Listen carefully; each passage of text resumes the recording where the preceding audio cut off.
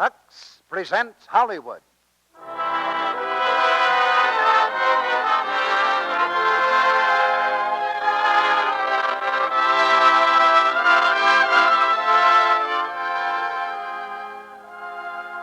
The Lux Radio Theatre brings you Martha Scott and William Gargan in Cheers for Miss Bishop. Ladies and gentlemen, your producer, Mr. Cecil B. DeMille.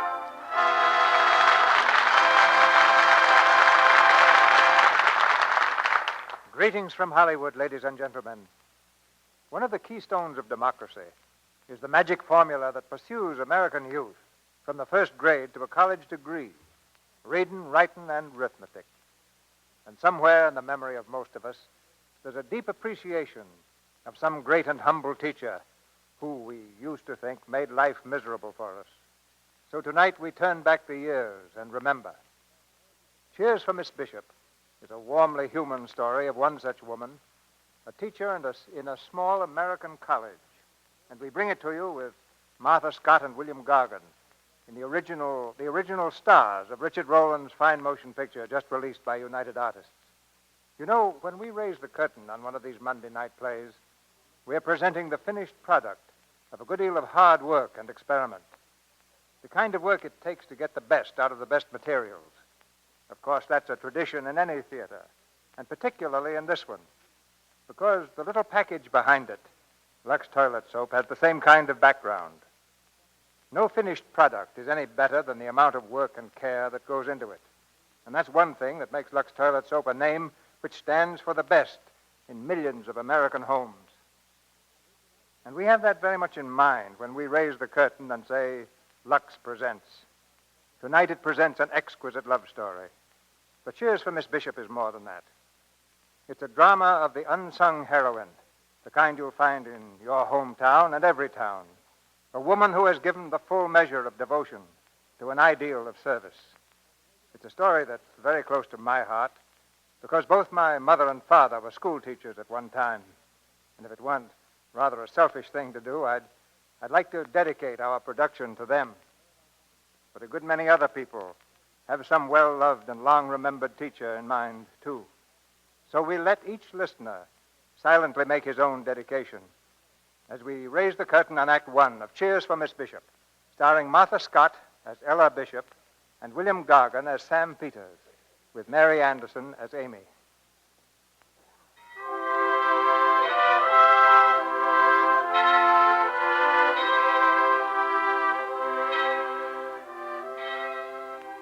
On a windswept plain somewhere west of the Mississippi River stand the ivy-covered walls of a small university. For more than half a century, it has weathered the storms of the prairie land, and now it's growing old with dignity and grace. In a little house just off the grounds, a white-haired woman sits at the window, looking out across the campus. She is Ella Bishop, senior member of the faculty. In almost 50 years of service, she has grown old, too. Hello. Oh, good evening, Sam. I didn't hear you come in. I knocked 3 times. Nobody else home? No, all alone. Sit down, Sam. You're all I wanted to see. Just thought I'd stop in for a second on my way home, by way of an innovation. Tired, El? No, I've just been sitting here looking backward. Great waste of time. What happened at the trustees' meeting yesterday? Wasn't there. Had to go over to Pretty Prairie to see about some land I'm buying. More land? You must own half the state already. And all from one little grocery store. You've been a great success, Sam. So have you, El. Me? I'm just an old maid school teacher with a lot of wonderful memories. Remember the day you drove up to the house in your brand new delivery wagon? Do you realize that's over 50 years ago? 50 years. I must have been 22. I was 17. It was the day Midwestern opened. September 1888. There was only one building then, Central Hall, and I remember how thrilled I was to be a student at a real university. President Corcoran made the opening address in the auditorium. I'll never forget what he said that day. I know that some of you have walked miles to get here, and that every day for 4 years you'll have to walk those miles, through rain and sleet and snow. But I know this, the end will pay you for those hardships, because the end is wisdom. Wisdom is first cousin to freedom, and freedom is the glory of our nation and of our people.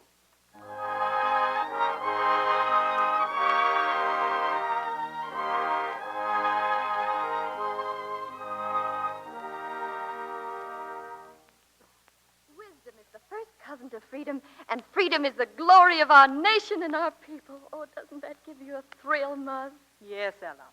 Drink your milk. You've had nothing since breakfast. Of course, it was the way he said it, so simply. Oh, he has the most wonderful voice and the most wonderful eyes. Is he married, Ella? Who, Amy? President Corcoran. Oh, Amy. Mother, what are we going to do with this romantic-minded niece of yours? Well, goodness, I didn't say anything. I just asked if he were married. Did you finish shelling those peas, Amy? I'm doing it. Sometimes I think Amy is a little boy crazy. No, she isn't, Mother. Just 14. Miss Bishop. Oh, there's Sam Peters. Sam! He's got a new delivery wagon. Look. I want to tell him about college.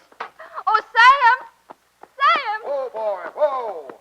Hello, Ellen. Oh, Sam, wait till I tell you. You don't have to. Omar Bishop. Yes?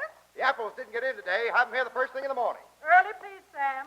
Applesauce and pies. First delivery. Cross my heart, Ma Bishop. All right, Sam. You're always reliable. Faithful old dog Trey. How are you, Al?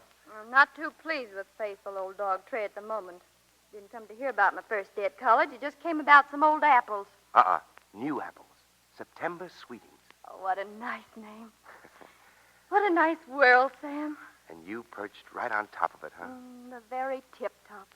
Are you sure you don't want to enroll? It isn't too late. Look, Al. See the name on that card? Sam Peters. Oh, I know. It's something of your very own. Something you started. Not just my own, El. It's... Well, good glory, I know book learning isn't everything, but just you wait. I'll wait. And the day you graduate... You can help me decide which of the millions of teaching offers I'll accept. Like heck I will. You know, for a smart girl, you sure have some mighty puddin'-head notions, El. Imagine figuring that you're cut out for a teacher. But good glory, Sam, you don't think I'm going to spend all my life teaching, do you? Oh, that's all right, then. I've got scads of time. But someday, El, Sam, dear, you mustn't.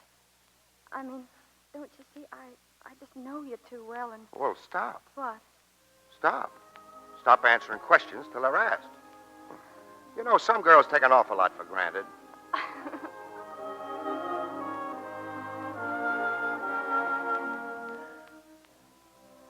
Remember the day you graduated?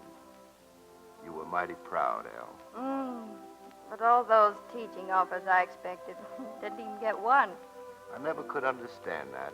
Neither could I. That's why I went to see President Corcoran. That's right. I drove you over in the wagon.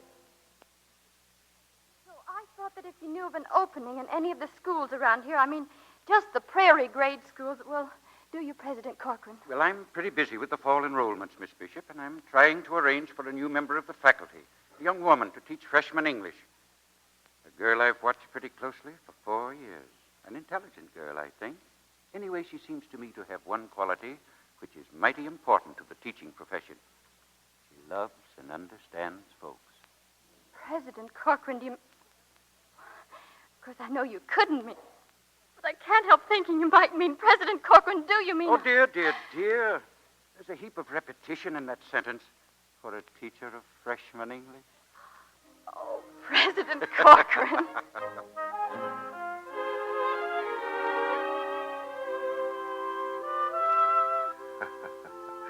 You were pretty scared the first day school opened. Wasn't I, though? I stood alone in that empty classroom, looking at the rows of seats, and my heart was heavy as lead. For an hour before the students came, I rehearsed my opening speech. Let me see. Good morning, class. I want you please to devote the first 10 minutes to the writing of a very brief theme on the subject of my favorite season. Oh, no, I'll have them write on some subject that will teach me something about them.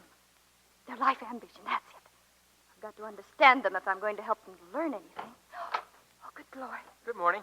Hasn't the teacher come yet? Good morning. I'm... You know, I wonder what she's like. Most of them are a lot of old hags. Young man, I'm the teacher. Oh, yes, ma'am. Yes, ma'am. But don't be worried. I'm just as frightened as you are.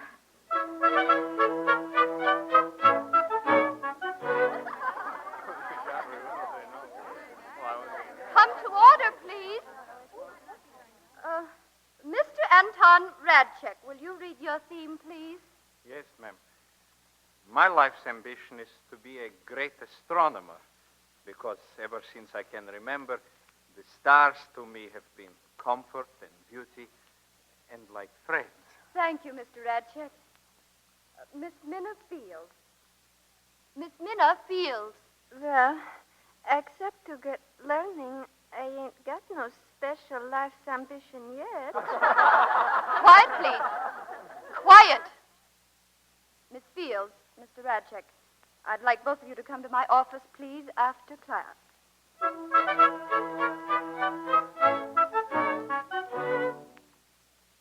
Professor Wick studied astronomy at Yale, Mr. Radchek, and both he and President Corcoran have agreed that if there's a student at Midwestern who wants a course in astronomy, he shall have a course in astronomy. Oh, Miss Bishop. Report to Professor Wicks in the morning. Thank you, ma'am. Thank you.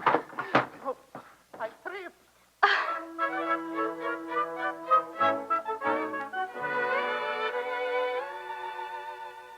So it just occurred to me, Minna, that you might be interested in the librarian's course.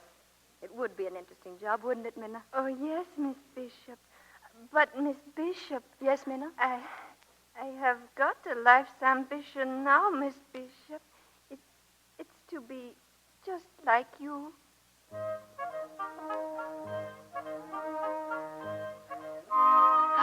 It was wonderful, that first year of teaching. I'd never been so happy in my life. And then there was the night of the Glee Club concert. You couldn't go with me. No, I had a cold. You were very nice about it, Sam. I've often wondered, Elle. Well, was that the first time you met Del Thompson? Funny the way it happened. I'd made some maple snow candy and put it on the window to cool. It slid down off the sill when I went out on the roof to get it. Of course, the window closed behind me. It would. And there I was, trapped on the roof. Yoo-hoo! Yoo-hoo! You-hoo-hoo, me? Yoo-hoo anybody. I'm locked out here on the roof, and there's no one to let me in. Coming. There's a ladder right over there by the wall. I've got it. Shall I come up a la fire brigade? Oh, no, thank you. I'll come down, a la rescued maiden. Are you sure you can make it? Oh, positive. Oh, What's the matter? I lost my slipper. Where? Oh, here it is. Thank you. May I have it, please? Oh, no. What? You mustn't ruin the most time-honored romantic scene in all the world of fairy tales. Extend your tiny foot, Cinderella. I'll put your slipper on. Well, funnily enough, my name is Ella. I'm Ella Bishop. And I'm the prince. And the slipper fits. So now it only remains for me to carry you into the palace. Oh, please don't be absurd. Don't you be absurd. Oh, no, please. You can't go plowing through snow in glass slippers. Oh. You'd catch your death of pneumonia, and then you couldn't live happily ever after. I want to be put down here, please. Oh, no, not on a snow-covered porch. I'll have to carry you inside. Oh, please, you Say, must... I just thought, carrying a young lady across the threshold. There's an old legend about that, isn't there? Well, really. Put me down this minute, please. Right in front of the fire. There. When I save lives, I save them thoroughly. Thank you very much, Mr. Delbert Thompson. Well, you're not Cinderella at all. You're a witch with the gift of second sight. No, I'm just a school teacher of average intelligence who lives in a small town where everybody knows everybody's business. Oh, we all know, for instance, that you are a brilliant young lawyer, that you're coming to live with Judge Peters, that you're to be his junior partner, and underneath your picture in your class book it said, mad, bad, and dangerous to know. Well, then, shouldn't you in kindness ask the junior partner to sit down? Oh, I'm sorry, I can't. My mother's at a concert tonight. And we must observe the conventions at all costs. At all costs. Well, I'm glad to have been of service, Miss Bishop. Thank you so much, Mr. Thompson. And I'll pay my respects to your mother real soon. She'll be delighted. Maybe I ought to stay till she gets home. Oh, no, I'm sorry. Oh, well, I tried. No harm done, huh? No harm. Good night. Good night, Princess. Mad, bad, and dangerous?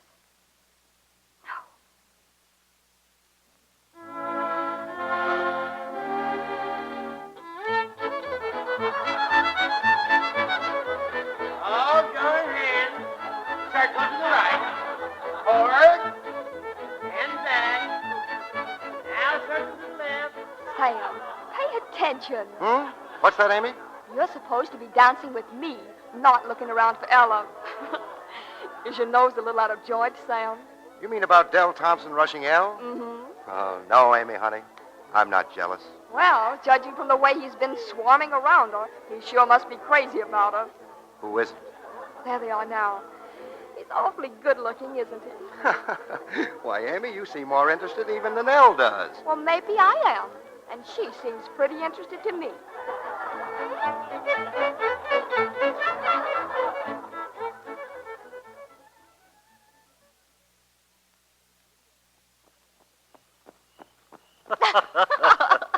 Do you, Ella Bishop, take this man for your lawful wedded husband? Of course I do, you fool. And do you, Delbert Thompson, take this woman for your lawful wedded wife? I do. I now pronounce you man and wife. Now, may I kiss the bride? Please do, Del. Oh, Ella, it's like a dream. It's the end of all dreaming. A little house all your own, a warm fire in the hearth. The man you love and children.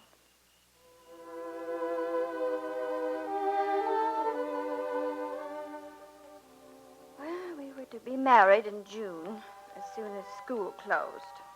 I'd been working on my wedding dress for weeks. It was beautiful. One night, Amy was alone downstairs when Del was to call. I found out later that she was trying on my veil, with her back to the door. That's how Del came to mistake her for me. The most beautiful bride in the world. Del. Why, Amy. Amy, I thought... Don't talk. Kiss me, Del. Amy, we're crazy. I mean, what a crazy mistake. Yes. Yes, of course. Amy, do you have my veil? Oh, hello, Del. Amy, put it in the spare room, please, with the dress. All right. Oh, Del, you shouldn't have seen the veil. I hope it isn't bad luck. How could it be bad luck? Oh, I didn't mean that seriously.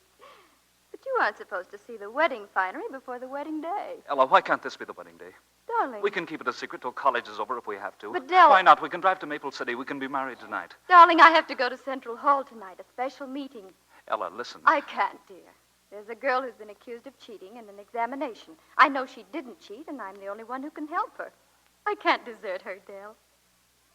All right, Ella. Will you drive me over? Certainly. Oh, Ella, Yes? I'm going to have a game of cribbage with Judge Peters. Could you two drop me? Del will. You can let me off first. Oh, what a night. Isn't the moon beautiful? I thought you were going out on the river with Larry Winslow. Larry, no. I'm sick of wasting my time on those children. Right here, Del, please. I'll wait for you, Ella. No, don't. I'll be very late. Good night, dear. Good night. Give my love to Judge Peters, Amy. Del, it's too beautiful a night for cribbage. Shall I take you home? Oh, no, please. It would be heavenly down by the river. Could we drive down there, Or what? or are you afraid? Get up.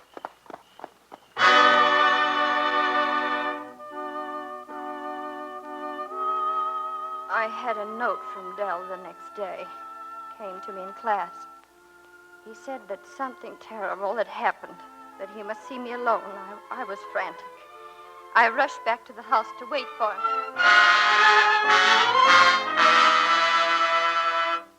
Del. Oh, Del, what is it? Tell me nothing's happened. Something terrible you said. Tell me, Del. Tell me nothing's happened. It is terrible, Ella. It's about... Ella, I'd give my right arm to spare you this. You must believe that. Just what is it you want me to believe? Are you trying to make it difficult, Ella? If you won't tell her, I will. Yes. I'm sure Amy will supply all the lovely details. Amy, it was all your fault anyway, Ella. If you hadn't left him for a stupid board meeting, it It's not like I'd taken anything you really cared a lot about. Amy. Oh, I know what you're thinking. But it isn't so. I didn't plan anything. It just happened. Oh, Cromwell, you needn't look at me that way. I didn't mean to do anything. Besides, it doesn't give you any license to treat me like dirt. That's what you're doing. You're treating me like dirt. I'm going to my room. No, you've got to listen to me. It was an accident, I tell you. You left him alone. You didn't care. But now he's mine. Do you understand? You can't marry him. He's mine. Oh, Ella.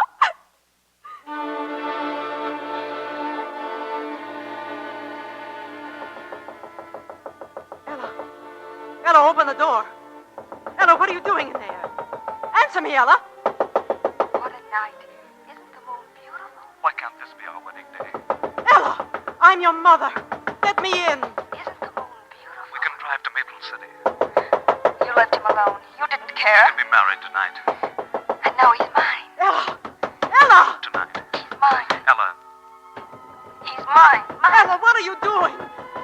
Ella! Mother, please don't worry. I'm all right now.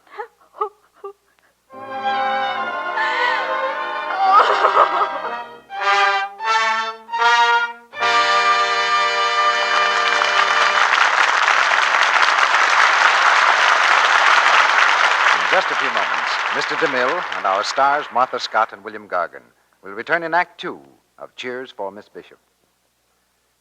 You know, there's a game that we men like to think is a game played exclusively by the ladies. It's called conversational bridge. So just for a minute, let's listen in on a round of this fascinating game being played at Mrs. Johnson's home. Don't turn round now, but is that May Saunders at the next table? Didn't she used to live next door to the Johnsons years ago? Yes, she just moved back to town. Looks wonderful, doesn't she? So young. Goodness, wonder how she does it. I'll say one thing. She certainly has lovely skin. Hurry, girls. They're waiting for us to finish this home. Well, our bridge players might be surprised to learn how very simple Mrs. Saunders' beauty care really is. She just follows the same easy routine that thousands of pretty women all over the USA are finding so effective. Ask her about it, and she'd tell you. Here, every night I take a Lux Soap Active Lather facial, and often take one as a quick beauty pickup during the day, too. I find Lux Toilet Soap has wonderful active lather that removes dust, dirt, and stale cosmetics thoroughly, leaves my skin looking beautifully fresh. Here's what I do. I pat the rich lather lightly in, rinse with warm water, then with cool, and pat dry with a soft towel. These Lux Soap facials really work. Women who've tried Lux Soap facials say they're delighted with the way they leave skin feeling smooth, soft. Why don't you use this gentle care regularly for 30 days? Remember this important fact. Lux Toilet Soap is the beauty soap used by 9 out of 10 screen stars, the world's loveliest women. That's proof positive it's as fine, as gentle a soap as money can buy. Get 3 cakes of Lux Toilet Soap tomorrow. Now, our producer, Mr. DeMille. Act 2 of Cheers for Miss Bishop, starring Martha Scott as Ella Bishop and William Gargan as Sam Peters, with Mary Anderson as Amy.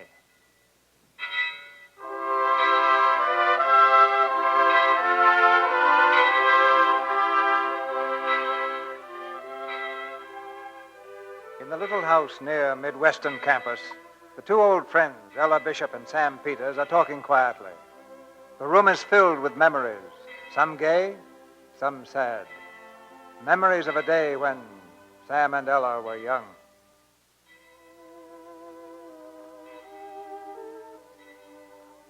We were to be married in June, and it was June when Del Thompson took Amy away as his wife. I wanted to run away, too, to run away and hide and never have to speak to another soul. I sent my resignation to President Corcoran, and he came to the house that afternoon. I just received your letter, Ella. Well, I thought it easier to write, you see. Mother and I are going to New York, President Corcoran. It's an assistant librarian's position. I see. Well, of course, it is a hard job, teaching. It never pays much. I know.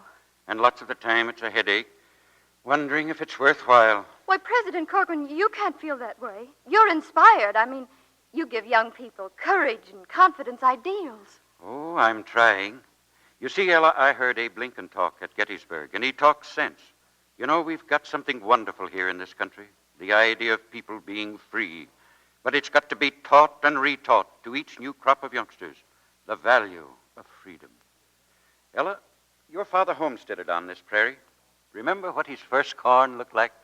Yes, it was small and green. You couldn't believe it would ever grow. That's it. And human beings are harder to raise than corn.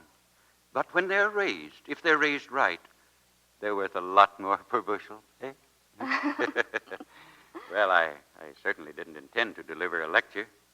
Of course, we must accept your resignation. But are you sure your New York library needs you as much as our own seed corn here in Midwestern? President Corcoran, may I have that letter? I've changed my mind.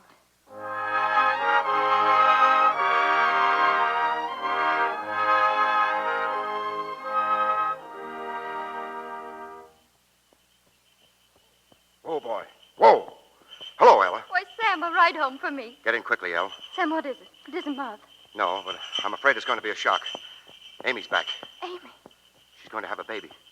did she come back alone? Yes, she's alone.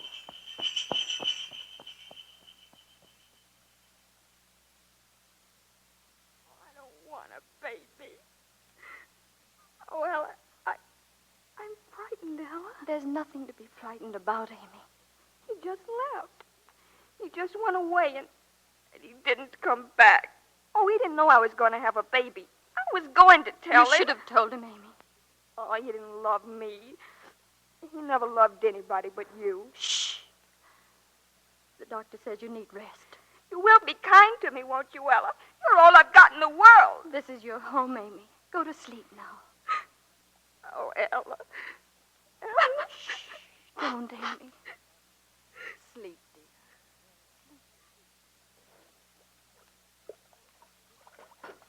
What on earth are you doing, Sam?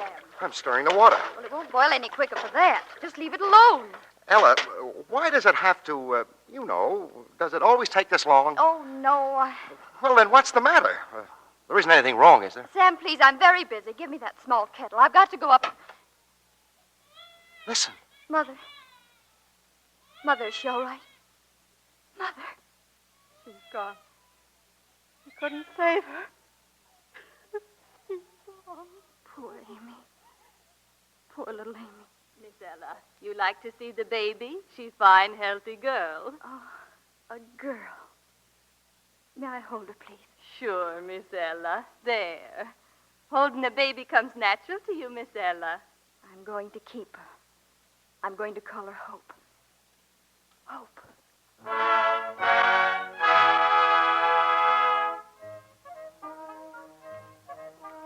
She was a fine baby, wasn't she? She was lovely, and as I watched her year by year growing into a lovely young woman, I was proud. Do you remember, Sam, when she first entered Midwestern? About 1900, wasn't it? Mm. I remember. Her first day in school, she ran over you with a bicycle. Oh, no, Sam, that wasn't Hope. It was a girl in her class. Oh, and I've been accusing Hope of it for years. I was coming along the walk in front of Old Central, and the next thing you know, I was lying in a flower bed. Look out! Anybody hurt here? No, but I'm mad as a hatter. Oh, gee, I'm sorry. Come here, girl. You're an entering freshman, aren't you? Yes, ma'am. Then don't you know that entering freshmen are not allowed to ride their bicycles on the campus? Yes, ma'am, but I thought... You mean you should have thought.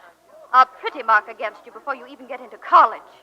That is, if I were going to take the time and trouble to report you. Oh, gee, thank you, ma'am. I'm terribly sorry. Well, sorry myself. Shouldn't have lost my temper. Come and see me when you get homesick. Central Hall, Ella Bishop. Now scat and wheel that bike. Oh, yes, I will. Thank you, Miss Bishop. Goodbye. Goodbye. You sure you're all right? Huh? Oh, I'm fine, thank you. Well, then, perhaps I could come to your office, too, Miss Bishop. I have messages for you from 3 of your former pupils. They took extension work under me at Columbia. Why, you must be John Stevens. Who has been looking forward so much to meeting Ella Bishop. Well, Professor Stevens, we're so excited about having you join our staff. I'd planned a very elegant reception, a little welcoming tea in my office. Very dignified. Well, it's just tea time now, isn't it? Come along.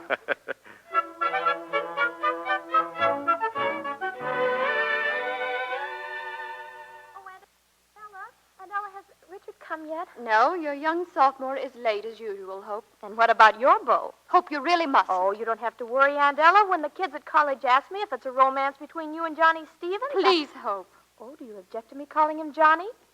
I think he's terribly attractive. Don't you, Aunt Ella? Hope, if you've any idiotic notions about Professor Stevens and me... Hello, folks. Any customers for a sleigh ride? Oh, good evening, Sam. The roads are slick and the moon is bright. And you're out of luck, Uncle Sam. I'm going skating with Richard, and Aunt Ella's expecting... Hope. Is expecting Professor Stevens for an academic evening. Good night, folks. Good night, night. Hope. Is Stevens coming, Ella? Yes, bringing a new book. Won't you stay and listen, Sam? You could do with a little brushing up. Don't know why I've never had more feeling for books. Wish I had. Don't wish it. I wouldn't change you for the world. You wouldn't marry me either. But you may yet, unless this fellow Stevens. Sam, I want you to help me. I must tell you something. What is it, El? Professor Stevens has a wife. A wife? She's in Virginia. They haven't seen each other for some time. Oh, well, why doesn't he get a divorce? Oh, Sam, how wonderful to find someone in Oak River who doesn't shudder at the word. El, if it's for your happiness. Thank you, Sam. Excuse me.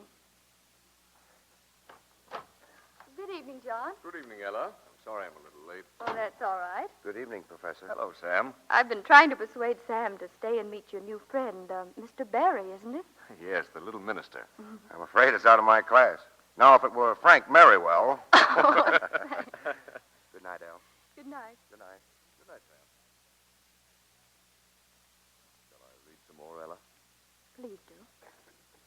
The meeting had only one witness, a weaver.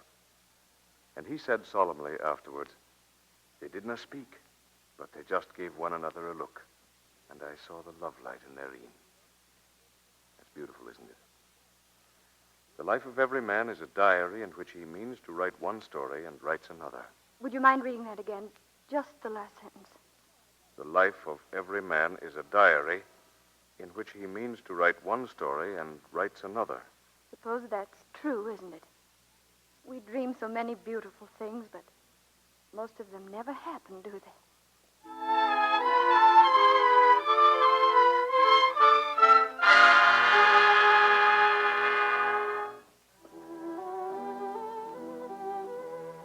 Just look at me, John. Playing hooky in Maple City for a clandestine dinner, and we'd both be dismissed if they found us out. And I love it, don't you? More than I can say. But I have to ruin it, Ella. I had a letter today from my wife. I want to read you just one paragraph. Oh, no, John, not tonight. It has to be tonight. Listen. John, I know I was never the right wife for you, but I can never consent to a divorce. You must know what it would mean to my family. I am sorry. I can understand. But what about us? Yes, what? Scusate me, signore, special wine for the lady. Orvieto. Thank you, Seiko. Orvieto, I should know, but I don't. It's a little Italian town, Orvieto. It's sunny and warm. It's planted in warm sunlight. I remember once seeing a beggar there with a beautiful flower in a ragged hat. He was perfectly happy. A beggar with a flower in his ragged hat. And sunlight. I stayed there for weeks and weeks. I ate chestnut bread with the peasants and drank the new wine, and I was perfectly happy. Ella, why can't you sail for Europe in June? Why can't I join you there? Europe with you? I could sail first and join you in Italy. Will you, Ella? Will you? John. A special flower for the lady. Well, thank you, Checo. John, will you take me home now?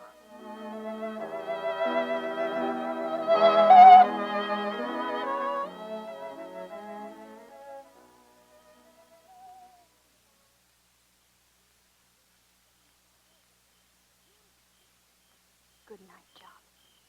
Ella, please. We've had 3 wonderful hours in Orvieto. There are some people who never go. Oh, there's no time in Orvieto. Why can't we stay? Oh, my darling, is it asking too much? Too much. Or too little, I don't know. I only know that I would stay oh so gladly, John, if I could follow my heart. But you and I, being as we are, there'd be tomorrow. And sometime we'll be glad we spent just this little time in Oviedo. Goodbye, John.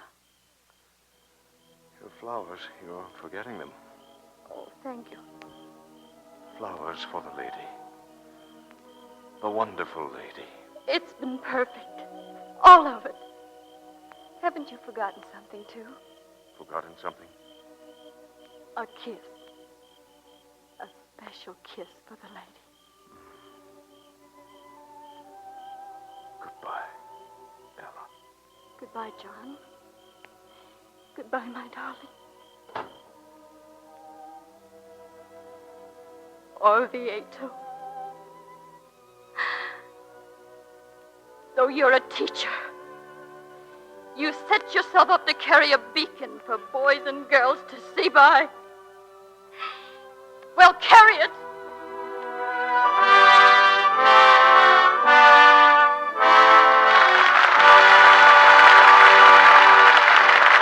We pause now for station identification. This is the Columbia Broadcasting System.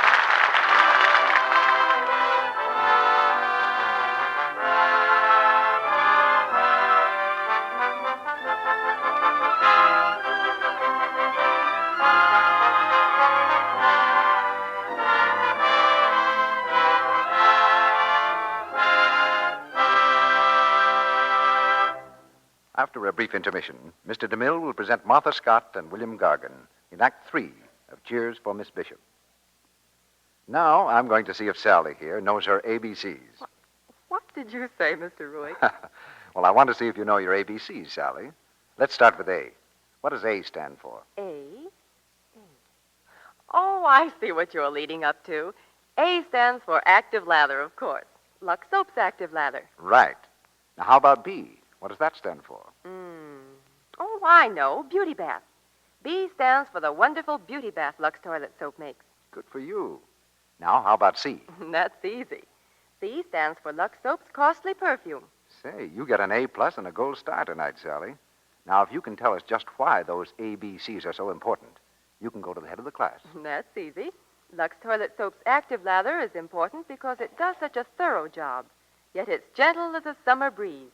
That's one reason why active lather facials are such a wonderful beauty aid.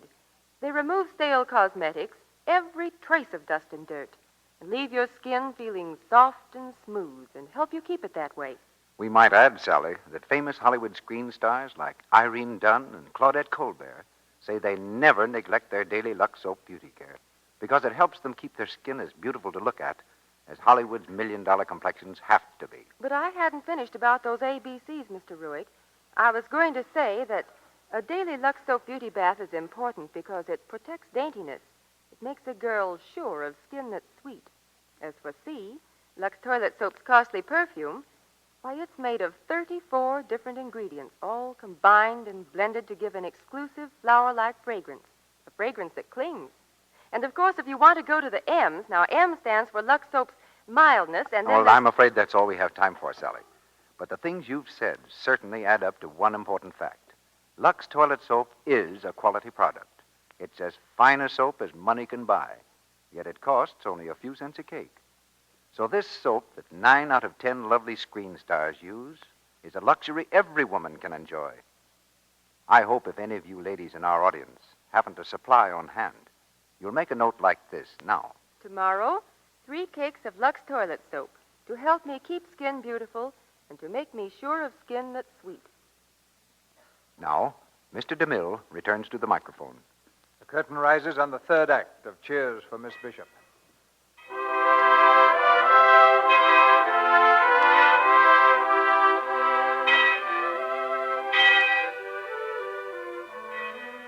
With the gathering dusk, the present has vanished into the shadows of the room, and the past emerges clear and vivid in the memory of Ella Bishop.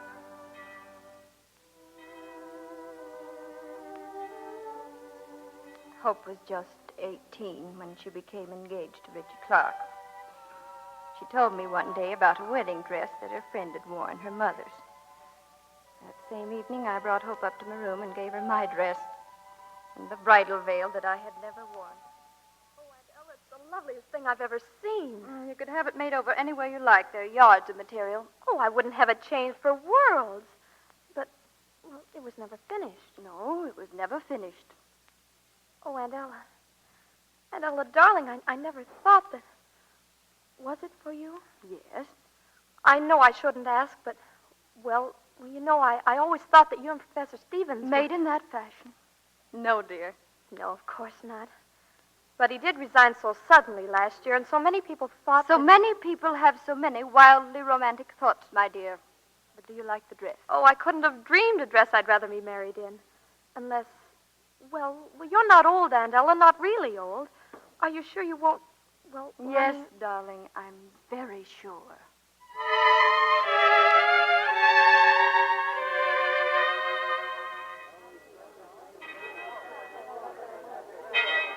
Excuse me, ma'am. I'm new here. Is this where you register? No, that building over there. Thank you, ma'am. Oh, do I have to pay my entrance fee first? No, any time this month. All you have to do in there is to sign your name or make a cross. Thank you, ma'am.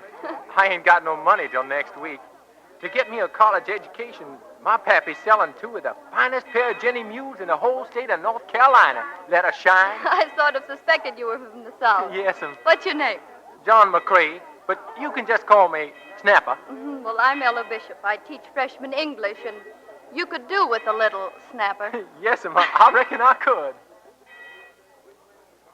Ella Bishop. President Corcoran. You're looking bonny, Ella. Did you have a good summer? Good enough. How's everything with you? Was Scotland just as beautiful as you remembered it? Just as I remembered it, even to the misty, moisty weather. And Brussels, the exposition. Well, I had rather sad news in Brussels, Ella. Oh? Yes, I'd arranged to see John Stevens there. You remember Stevens? Well, just before we were to meet, I heard that he was killed in a train wreck in Italy. Italy? Yes.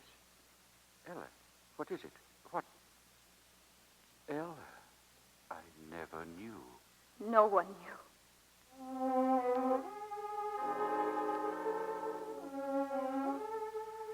You changed a lot in the next few years, Elle. Yes, I grew bitter and old.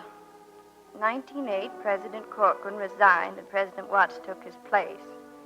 I seemed to feel all my friends slipping away from me. I didn't like President Watts, and I thought he didn't like me. I'm president of this university, I must insist that every member of the faculty carry out my ideas. I demanded certain changes in the curriculum. And I've made them, President Watts. But you haven't made them interesting to your students. You're calling me a bad teacher. Now look here, President Watts. If you're asking me to resign... I'm not. I know from your past record how valuable you could be. But the college right now is at a turning point. It can go ahead or it can slump to nothing. It can't remain as it is. A hobble-de-hoy in father's cast-off clothes. President Watts, I won't listen to you anymore. A hobble-de-hoy. I'm sorry that's all you heard. After 25 years of teaching, you dare tell me I'm a bad teacher. Well, you can go ahead and ruin Midwestern, but you're not going to humiliate me. A hobble-de-hoy in father's cast-off clothes. That's what you said. Well, if this college was good enough for President Corcoran, it's plenty good enough for you, Mr. Watts. Good afternoon. Good afternoon, Ella. Oh, President Corcoran. President Emeritus. Or is it Emeritus? I was always going to look it up. Sit down, Ella, dear. Sit down. I've been meaning to come and see you. Oh, I should have come to see you. Now that I've retired, you're the busy one. Oh, President Corcoran. Why, Ella, bless you. What's wrong, my dear? Oh, that man Watts. Oh, so that's it. Do you know what he said about our college? What? He called it a hobble-de-hoy in father's cast-off clothes. He did, eh? A hobble-de-hoy in father's cast-off clothes. well, that's pretty good, Ella. President Corcoran. He's right, my dear. You see, you and I, we knew the first of it. So naturally, it looks big to us now. It is big. It's magnificent compared to what we started with. But we are too close to it, Ella. Now, Watts has come in with a fresh viewpoint. Fresh is the word. All his talk about modern methods. They're what Midwestern needs, Ella. Well, even you, my dear, could do with a bit of modernizing. Huh? Oh, no, I'm not criticizing, my dear. Oh, no. I know that you've got a heart and mind and spirit as potentially young as spring itself. President Corcoran, what you don't know about handling people. Me, an old maid, young as spring, and me loving it. And loving Midwestern, too, eh? I do love Midwestern. Then stay and help our driving friend. What is a driver, Ella? You see, that's why I picked him.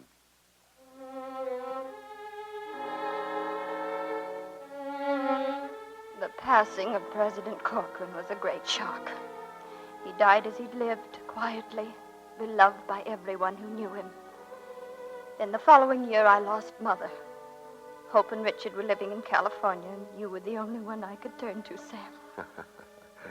Faithful old dog Trey. Hope's daughter was born in 1924. It's hard to believe that she's a young lady now, old enough to be a sophomore at Midwestern. Hello, baby. How are you? Oh, hello, Gretchen. Aren't you surprised to see your favorite grandniece? I haven't bothered you in ages. I'm not surprised at anything these days. What's on your mind, my pet? Oh, love. What a novelty. This is. It's a man I met in Chicago. He's quite a well-known explorer, but... Aunt Ella, he's married. I see. Can't he get a divorce? No. His wife won't agree to it. Oh.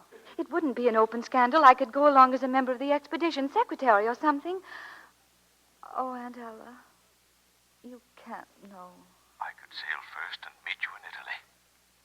I think I can understand. Yes, almost anything but this. You've been content to stay in one spot. But I've got such a yen to go places. Magic carpet places, rich, warm, exciting. It's a little town in Italy, Orvieto. Sunny and warm, flooded with warm sunlight. Aunt Ella, you're not listening. Oh, yes, I am. It must be your own decision, dear. And there's one thing you must consider. The most important thing of all. Reputation? No. You'd be cutting yourself off from motherhood. That's what's stopping me. I think that any woman who's half a woman would... Oh, forgive me, Aunt Ella. And besides, you had Mother to bring up. Yes, darling, I had your mother. I remember the first time I held her in my arms. She was practically brand new, and she was crying, and I was terrified to pick her up, but I did. She stopped crying and began making little contented peeping noises like a chicken. That was so satisfying. And the feel of her was, too. That warm little body against mine, but it wasn't the same. Couldn't be, could it? Flesh of my flesh. Those are thrilling words, Gretchen. You're right, of course. I can't go with him. One slightly used magic carpet for sale. Cheap. Thanks, great aunt. Don't mention it, grandniece. Anytime.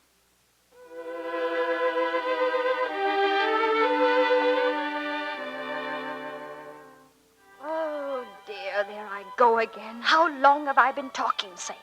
Oh, a couple of hours. Living in the past again. I will not live in the past. There's your sherry, Sam. We'll drink to the future. The future. Well, I'll be getting along, Al. No, sit down, Sam. I can't. If I did, I probably couldn't get up. And besides, I'm expecting 3 more old bachelors for dinner and bridge. Old bachelor. Doesn't that give you a twinge of conscience? Oh, Sam. Well, anyway, if you feel like a hand later... I might at that. Well, if you do, just holler, Sam. I will. Oh, I met President Crowder on my way over. He asked me if I'd give you this note. Oh, thank you, Sam. Night, Al. Good night.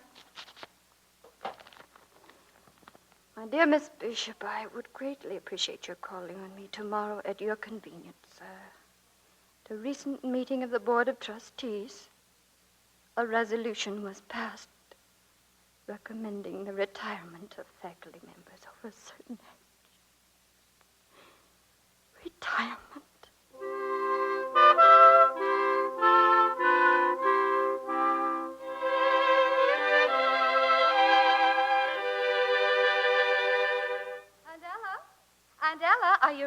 No, I'm not.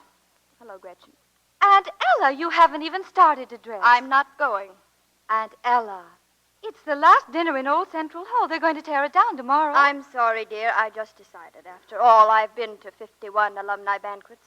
51 times have I sat through an hour of bad food and 3 hours of bad speeches. It's no good, Toots. You're not fooling me one bit. Darling, I know how you must feel, sort of the If end you of... do know how I feel, you'll run along like a good child. Have a good time and leave me here with my New Yorker. I want to catch up on some Broadway plays. Now that I'm retired and a lady of leisure, I may get to New York yet. Sorry, Lamb Pie, but you've got to come tonight. Gretchen, I've absolutely decided. And I've absolutely decided, too. You're coming to the dinner, so go on and get dressed.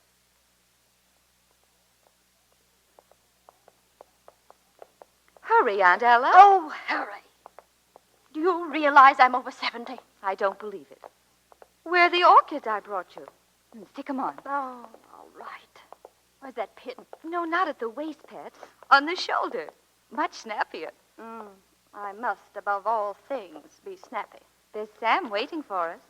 Evening, Al. Oh, hello, Sam. They cornered you, too. Huh? Take my arm. We're going to make an entrance. Ready? Lead on.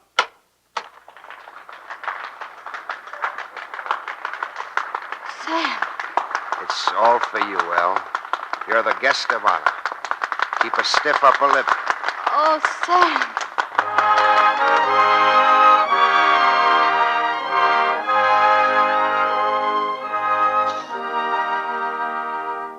And now, one of her first pupils, Anton Radchek, astronomer extraordinary, winner of the Nobel Prize, Mr. Radchek.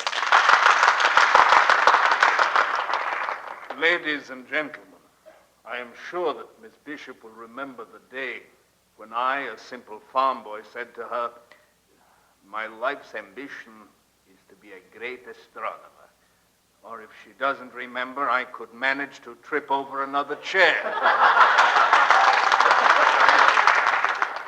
And now, John McCrae, United States Senator. Miss Bishop probably doesn't remember Senator McCrae, but if you just call me Snapper, she might. But I'm sure she'll never forget the day that I announced English ain't what I come for. Miss Minna Fields, world-famous historian. My ambition in life is still to be just like you, Miss Bishop. Miss Ella Bishop, for your irreplaceable gift of human sympathy, and because you exemplify to all of us what the American spirit can be, your university bestows on you the highest degree in its power.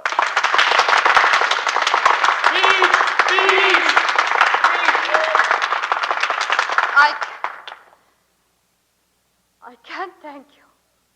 I won't even try. I'll only say that I've had a long life. I've seen the brave, the gallant, and the kind. They keep coming on, the best in this country. So now, when Old Central and I are retiring to make way for modern buildings and methods, it seems an appropriate time to quote the words of our great founder, words that inspired us when I was very, very young. Wisdom is the first cousin to freedom, and freedom is the glory of our nation and our people. So here's to our nation. She's young. She's growing too fast. She makes a lot of mistakes. But somehow she does manage to keep her people free. May she always. Sam, take me home.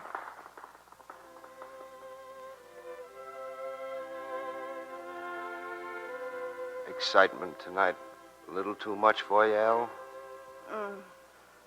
You just rest now. Take it easy. Good old dog Trey. Always thinking of me. Sam, there's a question you've been wanting to ask for a long time. Stop. Don't you go answering any questions till they're asked, see? I've got scads of time, El. All the time in the world. All the time in the world.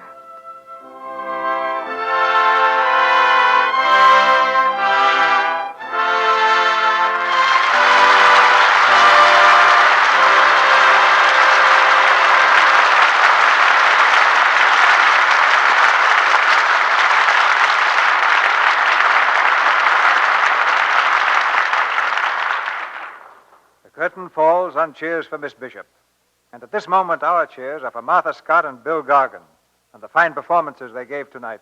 Thank you, Mr. DeMille. I'm happy to be back in this theater again. And the same goes for me, CB. It must be a rather strange sensation to grow 50 years younger, Martha, in the twinkling of an eye, from 70-some-odd to 20-some-odd. 24 to be exact, Mr. DeMille, but that was the part I liked best, playing Ella Bishop when she was 70. I think I'll have a lot of fun when I'm that old, won't you, Bill? I'm looking forward to it, Martha. Well, I'm somewhat closer to it right now than either of you, and the prospect doesn't bother me one bit. You'll probably celebrate your 70th birthday, CB, by directing a television scene with 2,000 extras, mostly Indians. That's the right smart idea, Bill. I'll put it on the calendar. You should work for CB in a picture sometime, Martha. He took me on a trip to Hawaii to make 4 frightened people. That sounds like a vacation, not work. What part did you play? I was one of the 4 frightened actors. Don't let him fool you, Martha. He was a tower of strength. Well, he certainly was, and cheers for Miss Bishop. There's just one thing more I have to say, Mr. DeMille, and that's about Lux soap. I think women everywhere are grateful for the help it gives them in caring for their complexions. I know I am. I've used it for several years, but I think a day or two would be enough to convince anyone just how good Lux soap is. Well, there aren't many people left who need convincing on the subject of Lux soap, Martha. But I'm confident we'll do it. What's on the boards for next week here, CB? A full hour of action, adventure, and romance, Bill. But we have a name for it, and the name is Flight Command. And we have 3 other excellent names, too. Robert Taylor, Walter Pidgeon, and Ruth Hussey, the original stars of the Metro-Goldwyn-Mayer picture. The play's a roaring drama of the United States Navy in the air, of the fighting men who wear the wings of the Navy, and of the women they love. I thought it was a thrilling picture, Mr. DeMille, and I'm looking forward to hearing it on the radio. Good night. Good night. Good night. Good night. And let the rafters ring for your performances tonight.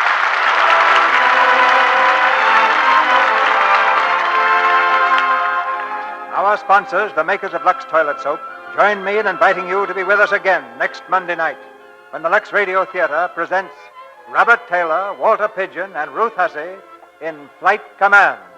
This is Cecil B. DeMille saying good night to you from Hollywood.